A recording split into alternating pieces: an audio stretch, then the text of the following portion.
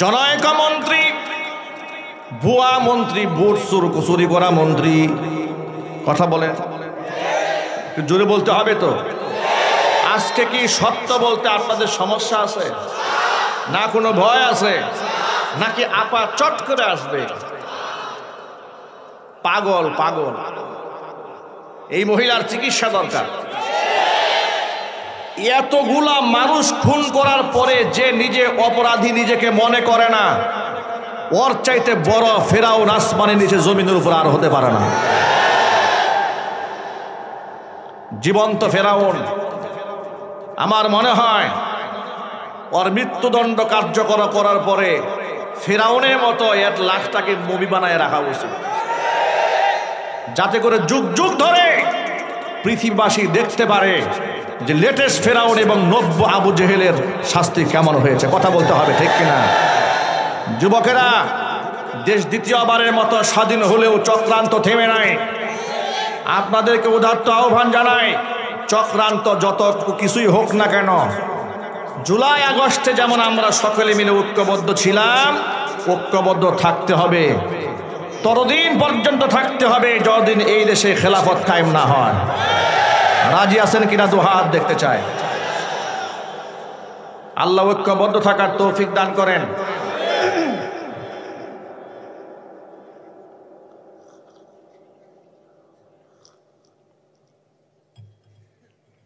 প্রিয় যুবক ভাইরা আমার,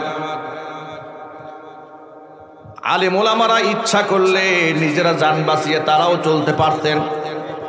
কথা বলেন। আমিও একাধিক মামলার আসামি হয়েছি। আমাকে মামলা দিয়েছে, আমি গাড়ির মধ্যে আগুন দিয়েছি। আচ্ছা, আমার কি কোনো খায়া কোনো কাম নাই? গাড়িতে আমি কেন আগুন দেব বলেন? আপনারা বলেন। আমি একজন বক্তা মানুষ, আলেম মানুষ, সারা জীবন ওয়াজ করে মানুষদেরকে শিখায় মানুষের কল্যাণ করা যাবে না, জানমালের ক্ষতি করা যাবে না। আর আমারে দিছে, আমি নাকি গাড়িতে আগুন দিয়ে দিচ্ছি। গেল ওয়াজ মাহফিলের ভর প্যান্ডেল থেকে আমাকে ধরে নিয়ে গেল 2018 সালের 8ই ফেব্রুয়ারি। মাহফিল থেকে ধরে থানায় নিল। জিজ্ঞেস করলাম ওসি সাহেবকে, অপরাধ কি আমার? ওসি সাহেব বললে, কিছুই জানি না, সব উপরের নির্দেশ। আদালতে পরের দিন কোর্টে হাজির করলো।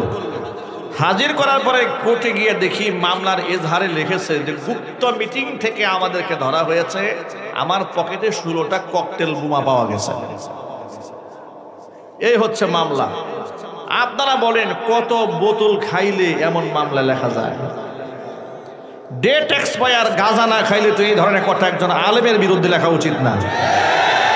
কথা একটু জোরে বলেন, ঠিক কিনা বলেন?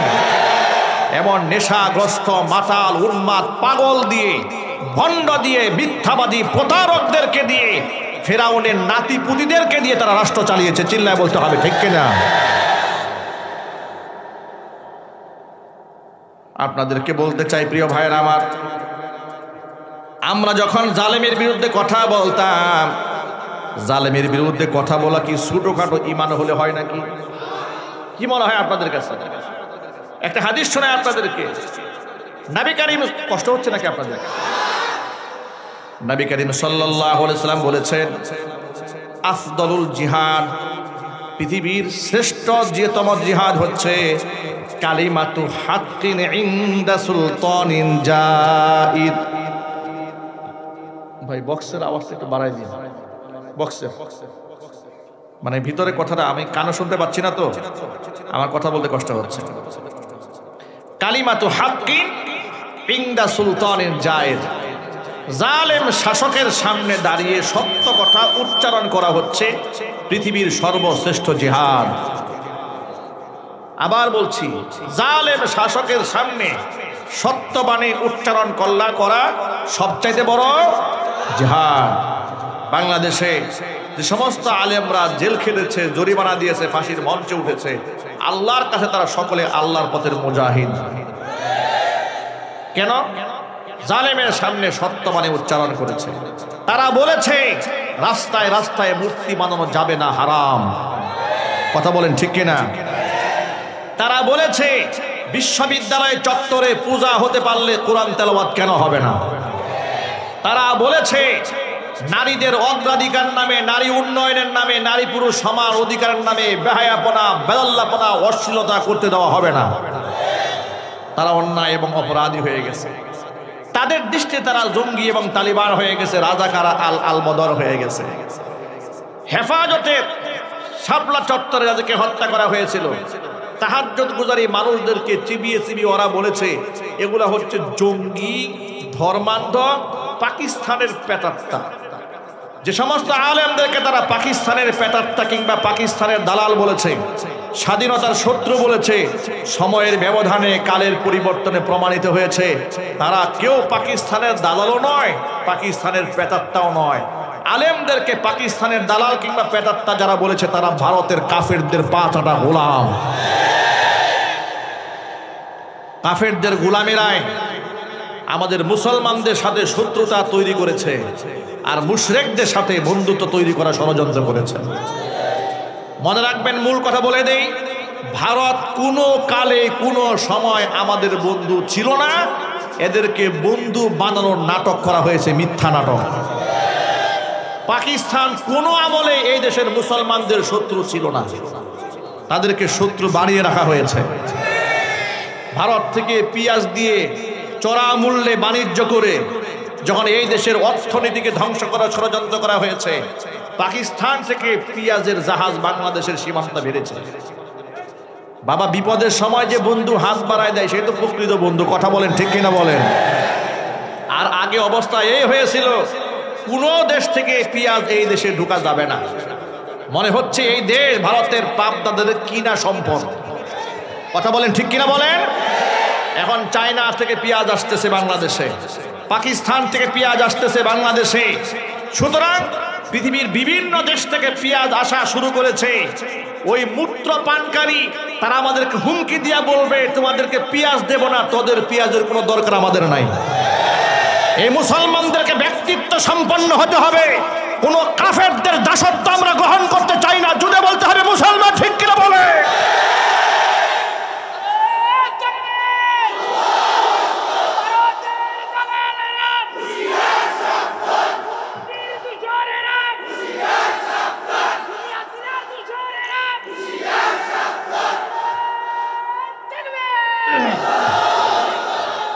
আমার ভাইরা, মুসলমানদেরকে বন্ধু বানায় রাখবেন হুকুম করেছেন আল্লাহ তাআলা।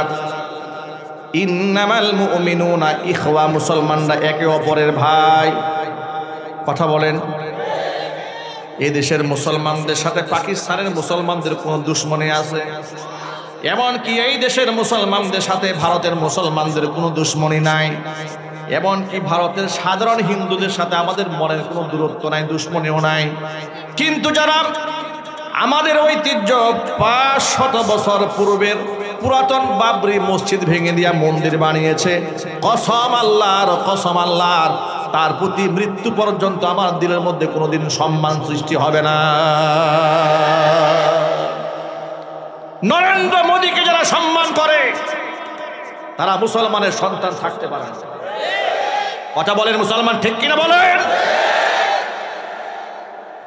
কোরআনে কারীম স্পষ্ট জানিয়ে দিয়েছে, আল্লাহ রসুলকে আল্লাহ বলে দিয়েছেন সূরা মুজাদালার মধ্যে, লা তাজিদু কওমান ইউমিনুনা বিল্লাহি ওয়াল ইয়াউমিল আখির ইউআদুনা মান হাদাল্লাহা ওয়া রাসূলাহু ওয়ালাউ কানু আবাআহুম আও আবনাআহুম আও ইখওয়ানাহুম আও আশীরাতাহুম উলাইকা কাতাবা ফি কুলুবিহিমুল ঈমান ওয়া আইয়াদাহুম বিরূহিম মিন। আল্লাহ পাক বলেন, ও আমার হাবিব, লা তাজিদু কওমান ইউমিনুনা বিল্লাহি ওয়াল ইয়াউমিল আখির, আমি আল্লাহর উপর ঈমান আনে, আমার রসুলের উপর ঈমান আনে, পরকালের উপর যারা ঈমান আনে, এমন কোন ব্যক্তি ওই ব্যক্তির সাথে মুহাব্বত রাখতে পারে না যেই ব্যক্তি আমি আল্লাহ এবং আমার রসুলের সাথে দুশ্মনী করে। কথা কার? আল্লাহর নামটা একটু বীর বাহাদুরের মতো বলেন না, কথাটা কার? তাহলে ইসলামের দুশমনদের সাথে আল্লাহ পাক বন্ধুত্ব রাখতে নিষেধ করেছে, ঠিক কিনা বলেন? এবার মুশরিকটা যে মুসলমানদের শত্রু, একটা আয়াত আপনাদেরকে শোনায়। আল্লাহ পাক বলেছেন, লা তাজিদান্না শাদ্দান্নাসি আদাওয়াতাল লিল্লাযীনা আমানুল ইয়াহুদা ওয়াল্লাযীনা আশরাকু। আরবিজি ঈমানদারদের জন্য দুইটা জাত হচ্ছে নিকৃষ্টতম শত্রু। একটা জাতের নাম হচ্ছে ইহুদি, আর একটা জাতের নাম হলো মুশরিক। মুশরিকরা কোনোদিন মুসলমানদের আপন হতে পারে না, ইহুদিরাও মুসলমানদের কোনোদিন আপন হতে পারে না। বক্তব্যটা কার? আরো জোরে বলেন, বক্তব্যটা কার? সুতরাং আল্লাহর বক্তব্য মিথ্যা হতে পারে না। মুশরিকদের সাথে মুআনাকা মুসাফা, ইসলাম বিদ্বেষীদের সাথে প্রেম প্রীতি, এটা মুসলমানদের সমাজের মধ্যে যারা করবে, আল্লাহর কসম তারা মুসলমানদের দুশমন, ইসলামের দুশমন ছাড়া অন্য কেউ হতে পারে না। আমরা এই দেশে 2021 সালে মোদি বিরোধী আন্দোলন করেছিলাম, ঠিক কিনা বলে? মোদি বিরোধী আন্দোলনের চিত্র আপনারা অনেকেই অনলাইনে দেখেছেন। আমি আমার বুটবাজার সেন্ট্রাল মসজিদ থেকে বের হয়েছিলাম। হাজার হাজার মুসল্লি ঢাকা ময়মনসিংহ মহাসড়ক অবরোধ করে দাঁড়িয়েছিল। আমাদের দাবি একটা, গুজরাটের কসাই খনি, গরু জবাই করার অপরাধে মুসলমানদেরকে হত্যাকারী, অসংখ্য মুসলমানদের মুখে দাড়ি থাকার অপরাধে রাস্তাঘাটে এইরকম দাড়ি ধরে টান দিয়া ধরে তাকে চর থাপ্পড় কিল ঘুষি দিয়ে জোরপূর্বক জয় শ্রীরাম এই স্লোগান মুখ থেকে যারা উচ্চারণ করায়, এরা হচ্ছে মোদির নাতিপুতি। এমন লোক বাংলাদেশে আসবে, তাকে বাংলাদেশের মুসলমানেরা লাল গালিচা সংবর্ধনা দেবে। এটা কি এই দেশের মুসলমানরা বরদাস্ত করতে পারে, সহ্য করতে পারে? এটা আমরা সহ্য করতে পারি নাই, আমরা প্রতিবাদ জানিয়েছি। আমাদেরকে তারা ব্ল্যাক লিস্টে ফালিয়ে দিয়েছে, একাধিক মামলার আসামি আমাদেরকে বানিয়ে দিয়েছে। যে মসজিদে আমি এই খুতবা দিয়েছি, ওই মসজিদ থেকে পুলিশ প্রশাসনের মাধ্যমে চাপ দিয়ে আমাকে 4টি বছর জুমার মিম্বার থেকে কথা বলতে দেয় না। যে বাড়িতে ভাড়া থাকতাম সেই বাড়ি থেকে ওরা আমাকে উচ্ছেদ করেছে। আমার মতো অসংখ্য আলেমদেরকে এলাকা ছাড়া করেছে, বাড়ি ছাড়া করেছে, কথা বলার সুযোগ আমাদেরকে দেয়নি। মার্ডার কেসের আসামি বানাবার জন্য থানায় থানায় চক্রান্ত করেছে। আলেমদেরকে যারা এমন শত্রু বানাতে পারে, নবীর ওয়ারিসদেরকে যারা এমন ভাবে শত্রু হিসেবে দেখে, আল্লাহর কসম তারা ইমানদারদের সন্তান হতে পারে, তারা মোদির সন্তান। কথা বলে মুসলমান, ঠিক কিনা?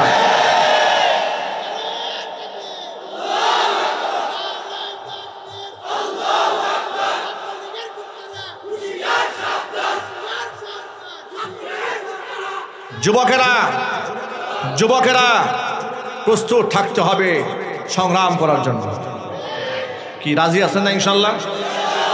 মনে রাখবেন, যার সাথে শোনেন, যার সাথে দুনিয়াতে আপনার মহব্বত, পরকালে তার সাথেই আপনার কিয়ামত। এখন আপনি ডিসাইড করবেন কার সাথে আপনি হাসর চান। যারা মোদির নাতিপুতি, ওদের হাসর মোদির সাথে হবে। জোরে বলতে হবে, ঠিক কিনা বলেন? মুসলমানদেরকে গণহারে হত্যাকারী নরেন্দ্র মোদীকে বাংলাদেশে এনে যারা লাল গালিচা সংবর্ধনা দিয়ে তার কলিজা ঠান্ডা করার জন্য, তথাকথিত তাদের স্বামী স্ত্রী সম্পর্ক ঠিক রাখার জন্য এদেশের আলেমদেরকে যারা জেল খাটিয়েছে, আল্লাহর কসম ওদের হাসর হবে মোদির সাথে। কথা বলে ঠিক কিনা? ছোট্ট করে বলি, আল্লাহর নবী সাল্লাল্লাহু আলাইহি সাল্লামের সাথে হাসর হোক, এটা কি আপনারা চান? মন থেকে চান? কারা কারা চান হাত দেখি। আল্লাহর কাছে দোয়া করি, আল্লাহ যারা হাত তুলেছে একটা হাত তুমি ফিরাই দিও না, নবীজির সাথে আল্লাহ আমাদের হাসর নসিব করাই দিও। জোরে কোন আমিন। হাদিসের বর্ণনা শুনে আপনাদের কি, আনাস ইবনে মালিক রাদিয়াল্লাহু তাআলা আনহু, নবীজির খাদেম, তিনি বলেন, খরজনা মান নবী সাল্লাল্লাহু আলাইহি ওয়াসাল্লাম মিনাল মসজিদিন নববী, মসজিদ নববী থেকে নামাজ পড়ে রাসূলুল্লাহর সাথে বের হলাম। ফাজা রাজুলুন ওয়া সাআলা, জনৈক ব্যক্তি আসলো, এসে রাসূলুল্লাহকে প্রশ্ন করে বলল, মাতা তাকুমুস সাআ ইয়া রাসূলুল্লাহ, ও আল্লাহর রাসূল কিয়ামত কবে কায়েম হবে বলেন? ফাসাকাতা, নবী চুপ হয়ে গেলেন। কিয়ামত ব্যাপারে নবী চুপ হয়ে গেলেন, তার কারণ কিয়ামতের জ্ঞান একমাত্র আল্লাহ ছাড়া কারো কাছে নাই। দ্বিতীয়বার সাহাবী আবারও প্রশ্ন করলেন, মাতা তাকুমুস সাআ ইয়া রাসূলুল্লাহ, ও আল্লাহর নবী আপনি বললেন না কিয়ামত কবে কায়েম হবে? নবী চুপ হয়ে গেলেন। তৃতীয়বার আবার বললেন, কিয়ামত কবে কায়েম হবে কিছু একটা বলেন। নবী এবার চতুর্থবার তৃতীয়বার তাকে প্রশ্ন করার পরে নিজের পক্ষ থেকে নবীজি তাকে বললেন, ফামা আদাত্তালাহা, ও সাহাবীরে কিয়ামতের মাঠ বড় ভয়াবহ মাঠ, কবে কিয়ামত হবে বারবার তো জানতে চাচ্ছ, তুমি আগে বলো ওই কিয়ামতের জন্য তোমার প্রস্তুতি কি, তোমার প্রিপারেশন কি?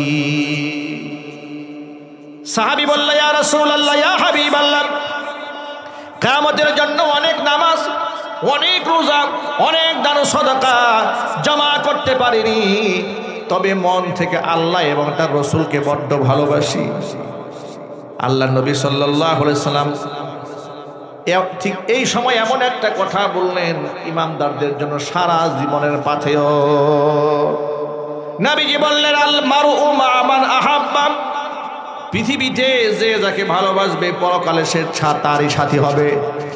ও আনতা মা আল্লাযী আহবাবতা, তুমি যাকে ভালোবেসেছো তার সাথেই তোমার হাসর নসিব হবে, হয়ে যাবে। এই কথা শোনার পরে আনাস ইবনে মালিক রাদিয়াল্লাহু তাআলা আনহু বর্ণনাকারী সাহাবী বলেন, এই কথাটা শোনার পরে রাসূল যখন বলে ফেলেছেন যার সাথে যার মহব্বত তার সাথেই তার কিয়ামত, উপস্থিত সাহাবীরা এত খুশি হয়ে গেছেন, আল্লাহর কসম আমি জীবনে নবীর সাহাবীদেরকে এত খুশি কোনোদিন হতে দেখি নাই। কারণ সাহাবায়ে কেরাম রাসূলুল্লাহকে এত ভালোবাসতেন জীবনের চাইতেও বেশি। এমন হাজারো দৃষ্টান্ত ইসলামের ইতিহাসের মধ্যে আছে। বদর প্রান্তরে নবীজি সাল্লাল্লাহু আলাইহি সাল্লাম কাতার সোজা করতেছিলেন, জিহাদের ময়দানের কাতার, হাতের মধ্যে ছিল একখানা তীর। ওই তীর দিয়া কাতার সোজা করার সময় একজন সাহাবীর নাম হচ্ছে সাওয়াদ রাদিয়াল্লাহু তাআলা আনহু কাতার ভেঙ্গে সামনে চলে এসেছিলেন। তীরের আগা দিয়া পেটের মধ্যে সামান্য গোটা মেরে বললেন, সাহাবীরে কাতার ভেঙে সামনে আসলে কেন? সাহাবী পিছনে চলে গেলেন। পিছনে গিয়া বললেন, ইয়া রাসূলুল্লাহ, ইয়া হাবিবাল্লাহ, আপনি আপনার হাতের তীরের আগা দিয়া পেটের মধ্যে গুতা মেরেছেন, বড় কষ্ট পেয়েছি, আমি এর বদলা নিতে চাই, প্রতিশোধ নিতে চাই। কারণ কোরআনে আছে ওয়াল জুরুহা কিসাস, আঘাতের বদলা আঘাত ফিরিয়ে দেওয়া হবে। আল্লাহর নবী রাহমাতুল লিল আলামিন সাথে সাথে নিজের হাতের তীরখানা সাওয়াদের হাতে উঠায় দিলেন। আল্লাহু আকবার বলেন। সাওয়াদ রাদিয়াল্লাহু তাআলা আনহু বলছেন, নবীজি আপনি যখন আমার পেটের মধ্যে গুতা মেরেছিলেন আমার গায়ের মধ্যে কোনো প্রকার জামা ছিল না, চাদর ছিল না, কিন্তু আপনার গায়ে তো চাদর আছে, চাদরটা আগে খুলেন। সাথে সাথে আল্লাহর নবী গায়ের চাদরখানা খুলে ফেললেন। নবীজির দেহ মোবারক উন্মুক্ত থাকার পর সাওয়াদ রাদিয়াল্লাহু তাআলা আনহু উন্মুক্ত দেহটাকে বুকের সাথে জড়ায়ে ধরলেন। ঠোঁট দিয়া হুজুরের দেহের মধ্যে চুমা খাইতে থাকলেন। সাহাবীকে ডাক দিয়ে রাসূলুল্লাহ বললেন, সাহাবীরে কেন এমনটা করলি?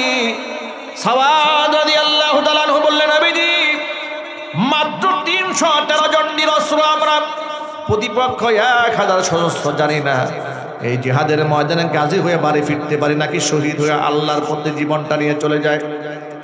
আল্লাহর পথে জীবন দিয়ে পরকালের মেহমান যদি হয়ে যায়, এই সাক্ষাৎটাই জীবনের শেষ সাক্ষাৎ। ইয়া রাসূলুল্লাহ, ইয়া হাবিবাল্লাহ, একটা সুযোগ করিলাম, আপনার দেহের সাথে আমার নাপাক দেহটা একটু ঘষা দিয়ে নিলাম, যাতে করে আপনার গায়ের ঘামের ঘ্রাণ আমার গায়ের মধ্যে লেগে থাকে। কবরের মধ্যে ফেরেশতারা যদি আমাকে প্রশ্ন করতে আসে, মান রাব্বুকা ওয়া মান নাবিয়্যুকা ওয়া মা দীনুক, আমার দেহের মধ্যে আপনার গায়ের ঘ্রাণ লেগে আছে, ফেরেশতা বুঝতে পারবে আপনার সাথে আমার মধুর সম্পর্ক ছিল। ইয়া রাসূলুল্লাহ, এই সুযোগটা হাতছাড়া করতে চাই নাই, এই জন্য নাটকীয়তা করেছি, আপনার কাছ থেকে প্রতিশোধ গ্রহণ করব, এত বড় হিম্মত কি আমার আছে? বরং আপনার জন্য আমি তো জীবন দেওয়ার জন্য প্রস্তুত। আল্লাহু আকবার বলেন। নবী সাল্লাল্লাহু আলাইহি ওয়াসাল্লাম বলেছেন, লা ইউমিনু আহাদুকুম হাত্তা আকুনা আহাব্বা ইলাইহি মিন ওয়ালিদিহি ওয়া ওয়ালাদিহি ওয়ান নাসি আজমাইন, ততক্ষণ পর্যন্ত তোমরা কেউ ঈমানদার হতে পারবে না যতক্ষণ না পর্যন্ত আমি তোমার কাছে তোমার পিতা, তোমার সন্তান, এমনকি তোমার সম্পদ দুনিয়ার সমস্ত মানুষের চাইতে প্রিয় না হব, ততক্ষণ পর্যন্ত তুমি ঈমানদার হতে পারবে না। প্রিয় ভাইরা, এখন একটু নিজেকে প্রশ্ন করে দেখুন তো, আমার কাছে কি আমার নিজের চাইতে রাসূলুল্লাহর মর্যাদা বেশি আছে? যদি বলেন না ভাই আছে, না নাই, অনেক মুসলমানের কাছে নাই। প্রমাণটা শোনেন। প্রমাণ হলো আপনি যাকে ভালোবাসবেন, ভালোবাসা এমন একটা শক্তি ব্যক্তির মাঝে, তখন আপনি আর কোনো দোষ খুঁজে পাবেন না। সুবহানাল্লাহ। আপনি যদি কাউকে ভালোবেসে ফেলেন, তার কোনো দোষ আপনার চোখে পড়বে না। ভালোবাসার মানুষ যদি কোনো এলাকা দিয়ে রাস্তা দিয়ে হাঁটে, ওই রাস্তাটাও আপন মনে হয়। কথা বলে না? ভালোবাসার মানুষ যে মহল্লায় থাকে, মহল্লাটাও মনে হয় ফুলে ফলে সজ্জিত। আর কোনো এলাকায় শত্রু থাকলে মনে হয় গাছপালাও শত্রু। কথা বলেন ঠিক কিনা বলেন? এই জন্য মহব্বত রসুলের সাথে যদি দৃঢ়ভাবে থাকে, তাহলে রসুলের সুন্নাহ সব ভালো লাগবে, নামাজ কালাম সব ভালো লাগবে। এই জন্য ভালোবাসাকে ইমানের মানদণ্ডই বানিয়ে দেওয়া হয়েছে। নবীজির মহব্বত অন্তরে রাখতে চাই, রাজি আছি তো ইনশাআল্লাহ? আল্লাহ যেন কবুল করেন, সকলে জোরে কোন আমিন। পর্দার অন্তরাল থেকে মা বোনেরা বয়ান শুনতে পাচ্ছেন। এই মহব্বত রাসূলুল্লাহকে শুধুমাত্র পুরুষরা করেছে তা নয়, নারীরাও ব্যাপক মহব্বত করেছে। উহুদের ময়দানে নবীজির দান্দান মুবারক শহীদ হয়ে গেল, মাথার লোহার কড়া ভেঙ্গে, মাথার হাড় ভেঙ্গে ভিতরে ছিদ্র হয়ে ভিতরে ঢুকে গেল। চতুর্দিকে ছড়ায় পড়ল কুতিলা মুহাম্মদ সাল্লাল্লাহু আলাইহি ওয়াসাল্লাম মারা গেছেন, তিনি শাহাদাত বরণ করেছেন, তিনি ইন্তেকাল করেছেন। কোন বর্ণনার মধ্যে পাওয়া যায় মুনাফিকরা ছড়িয়ে দিয়েছে এই কথা, কোন বর্ণনার মধ্যে পাওয়া যায় ইবলিস শয়তান ছড়িয়ে দিয়েছে এই কথা। এই কথাটা সাহাবায়ে কেরাম শোনার পরে উপস্থিত উহুদের ময়দানে সাহাবীদের মন ভেঙে যায়। সংবাদটা মদিনা পর্যন্ত চলে আসে। এই সংবাদ মদিনাতুল মুনাওয়ারায় যাওয়ার সাথে সাথে মদিনার ছোট্ট ছোট্ট বাচ্চারা কান্না করে করে ঘর থেকে বের হয়ে যায়। এমন সময় এক মহিলা ঘর থেকে বের হয়ে উহুদের ময়দানের দিকে দৌড় দিয়েছে। যাচ্ছে তো যাচ্ছে, একাকী উহুদের দিকে যাচ্ছে। সিরাতের কিতাবের মধ্যে এসেছে সাহাবীদের একদল কাফেলার সাথে দেখা হয়েছে, বলে মহিলা যাও কই? বলে উহুদের ময়দানে যায়। গিয়ে কোনো লাভ নাই, উহুদের ময়দানে তোমার বাবা এই জিহাদে শামিল হয়েছিলেন, মুজাহিদের ভূমিকা পালন করেছিলেন, তিনি আল্লাহর পথে শাহাদাত বরণ করেছেন, বাবা শহীদ হয়েছে। এই কথা শোনার পরে মহিলা বলছে কে শহীদ হয়েছে শুনতে চায় না, আগে আমাকে বলো বিশ্বনবী সাল্লাল্লাহু আলাইহি ওয়াসাল্লাম কেমন আছেন। মহিলা আবার দৌড়ালো উহুদের দিকে। আবার কিছু সাথীর সাথে দেখা হলো, সাহাবীর সাথে দেখা হলো। মহিলা যাও কোথায়? বলে উহুদে যাই। কেন যাও? আল্লাহর রাসূল সাল্লাল্লাহু আলাইহি ওয়াসাল্লামকে দেখতে যায়। কি লাভ হবে? তোমার সন্তান এই জিহাদে শামিল হয়েছিল, সে তো শহীদ হয়ে গেছে। মহিলা বলে স্বামী শহীদ হয়েছে না সন্তান শহীদ হয়েছে দেখতে চাই না, আগে বলো মুহাম্মদ সাল্লাল্লাহু আলাইহি ওয়াসাল্লাম কেমন আছেন। আবার সামনে বাড়লেন। কিছু দূর যাওয়ার পর লোকেরা বলল মহিলা যাও কোথায়? বলে উহুদে যাই। কোনো লাভ নাই, তোমার ভাই গিয়েছিল জিহাদে। বলে হ্যাঁ গিয়েছিল, তিনি শহীদ হয়ে গেছেন, কোনো ফায়দা নাই, গিয়া কোনো লাভ হবে না। মহিলা বলে কে শহীদ হয়েছে শুনতে চাই না, নবীজি কেমন আছে শুনতে চাই। আবার সামনে বাড়লেন। সামনে বাড়তে বাড়তে কিছু লোকেরা বলল যাও কোথায়? বলে উহুদের দিকে যায়। গিয়ে কোনো লাভ নাই, তোমার বাবা জিহাদে গিয়েছিল, শহীদ হয়ে গিয়েছে। মহিলা বলছি বাবা শহীদ হলো না সন্তান শহীদ হলো, স্বামী শহীদ হলো না ভাই শহীদ হলো শুনতে চাই না, শুধু একটা সংবাদ শুনতে চাই, আমার রাসূলুল্লাহ কেমন আছেন। মহিলা দৌড়াতে দৌড়াতে উহুদের দিকে যাচ্ছে।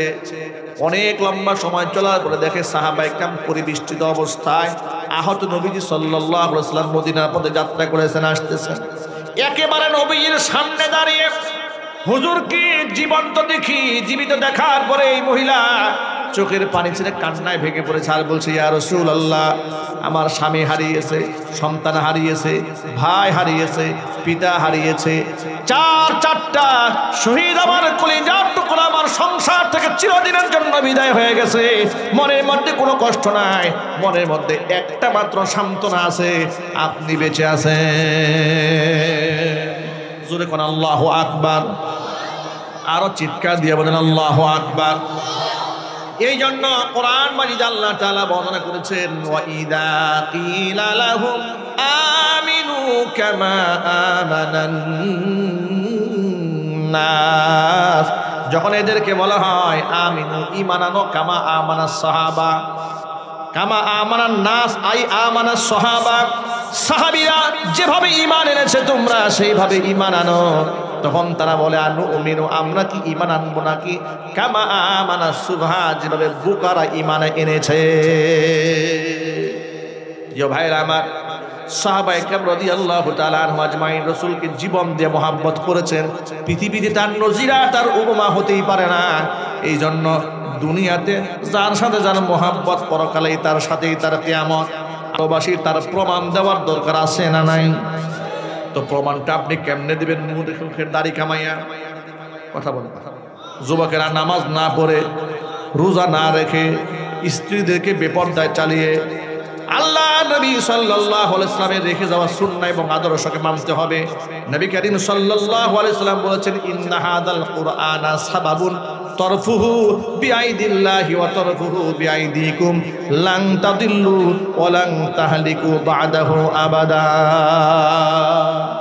আল্লাহ নবী বলেন, কোরআন হচ্ছে একটা রশি, কোরআন একটা রশি, এই রশির এক মাথা আল্লাহর হাতে, আরেক মাথা তোমাদের হাতে। সুবহানাল্লাহ। আচ্ছা মনে রাখেন, আমার যদি চোখ বাধা থাকে, আমি যদি কিছু দেখতে নাও পাই, একটা রশি, লম্বা একটা রশি, রশির মাথা একজনের কাছে আছে, সে সব দেখতে পায়। আমি কোনো মতে রশিটা আঁকড়ায় ধরে রেখেছি, ও যে গন্তব্যে যাবে তার পেছনে পেছনে আমি যেতে পারবো না, পারবো কিনা? নবী করিম সাল্লাল্লাহু আলাইহি ওয়াসাল্লাম কোরআনকে রশির সাথে তুলনা করে বলেছেন, কোরআন হচ্ছে সেই রশি যে রশির এক মাথা আল্লাহর হাতে, এক মাথা বান্দার হাতে।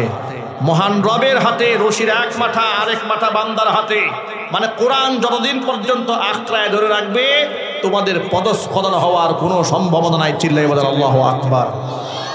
সেই কোরআনের সাথে হৃদয়ের সম্পর্ক থাকতে হবে। বলেন ইনশাআল্লাহ।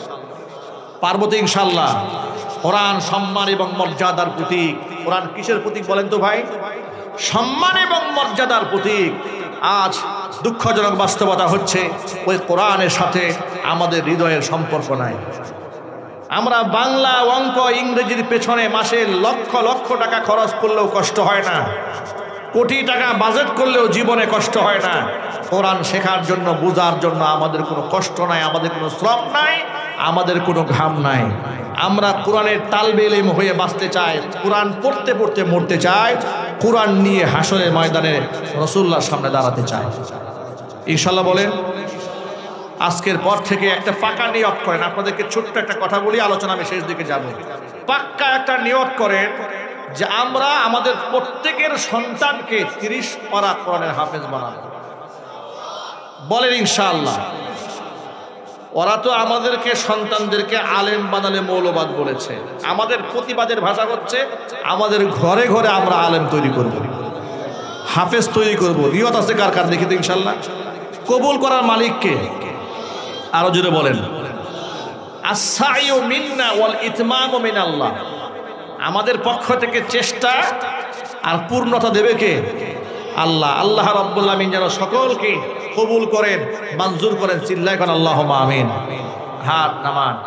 আপনাদেরকে এই পয়েন্টটা ধরাই দেই, আপনার সন্তানকে যদি কোরআন শিক্ষায় শিক্ষিত করেন, এই কথা ভাবার কোনো কারণ নাই যে আপনি দুনিয়াতে ঠকে যাবেন। ছোটবেলায় আমি যখন মাদ্রাসায় পড়েছি, আমি আমার জীবনের কথা বলি, আমাকে যখন 90-এর দশকের শেষ দিকে, 97-98-এর দিকে আমাকে মাদ্রাসায় প্রথম ভর্তি করানো হলো।